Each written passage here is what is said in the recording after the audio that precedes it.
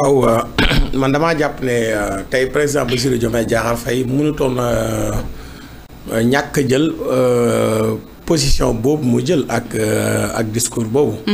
ndax jàpp naa ne bu defatoon discours boobu wala wanewul taxawaayu Sénégal. ci wetu Palestine.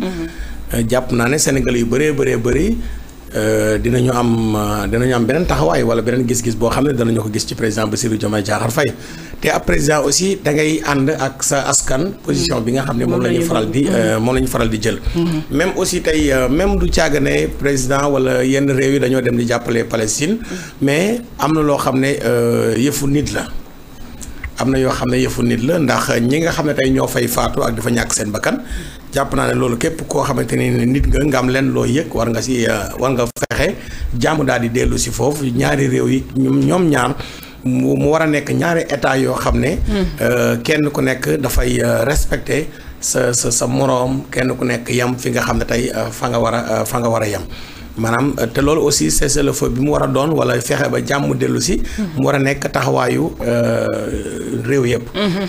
beneen bi tamit dama jàpp ne Nations Unies aussi ñoom defuñu seen liggéey correctement ndax ñoom seen vocation mooy lépp lu jëm ci wàllum promotion aju ci wàllum jàmm te gis nañu taxawaay bi nga xam ne moom la ñu am taxawaay bi ñu war a am dëgg jàpp naa ne war nañu ko am ci ñi nga xam ne tey ñooy waa Palestine comme li président Bassirou Diomaye Diakhar Faye wax muy discours boo xamante ne ñu bari rafetlu nañ ko te discours dëgg la. discours la boo xam ne amul làq-làqal amul mbiru diplomatie dégg naa sax gis naa benn journal bind Bassirou Diomaye Faye sans diplomatie.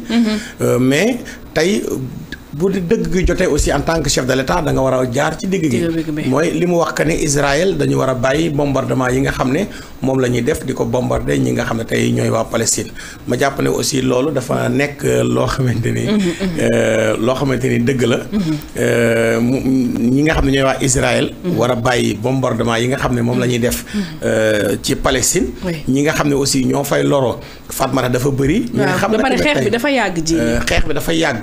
te xam nga tey président Bassirou Diomaye Diakhar Faye maanaam xalaatu ci discours bi lan la mën a jural Sénégal ëllëg ndax àdduna bi bëri na ñoo xamante ni presque mën nañ leen woowee ay criminels yoo xam ne yor alal ju dul jeex président Bassirou Diomaye Faye xalaatul ay financement yu jóge ci biti réew wala ñeneen ak ñeneen ñoo xam ne tey amaana bu defoon discours boo xam ne dana xaw a neex ñi nga xam ne tey ñooy waa Israël ndax fan yële passé bu ngeen gisee am na benn magistrat yu ngeen fi doon dégg yu ñu doon wax naan Donald Trump da leen di sanctionné. waaw ñaar la ñu woon. am na bokk na ci kenn ci doomu Sénégal. doomu Sénégal.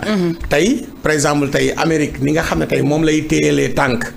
ñi nga xam ne aussi ñooy waa Israël jàpp naa ne ñu bari tamit war nañu ñaawlu position boobu nga xamante ni tey Amérique moom lay amee. kon man jàpp naa ne discours président Bassirou Diomaye Faye bi discours la boo xam ne discours bu am solo la discours la boo xam ne aussi. discours bu responsable la te jàpp naa ne bu ñu continuer ci waxtaan mën nañoo dem ba nga xam ne tey. xeex bi nga xam ne moo am ak ni nga xam ne moom la ñuy massacrer Palestine. loolu dina daal di jeex fan ma tax. waaw réew France nag moom reconnaissance bi mu am ci réew Palestine. waaw moom France. waaw xam nga tamit France tey boo xoolee France ak Amérique boo xoolee presque léegi. bokkatuñu ay position tey France am na position boo xam ne tey bu clair la bu leer la ci ñi nga xam ne tey ñooy waaw Palestine Israël. ndax moom reconnaître na ne Palestine état la. état boppam la. te boo nekkee sa état bopp tamit dafa am noo xam ne moom lañ si liberté boo xam ne moom nga war a am. kon position boobu France jël mënul ñàkk a jël loolu position boobu mais aussi war na am ay waxtaan yoo xamante ni tey moom moo ci war a am mais àdduna bi daal war nañu xoolaat borom kàddu yi. communauté yu bëri jóg taxaw gën a soutenir ñi nga xam ne tey. ñooy waa Palestine. Sénégal nag moom di gën a feddali taxawaayam ci wetu ñi nga xam ne tey ñooy waa Palestine.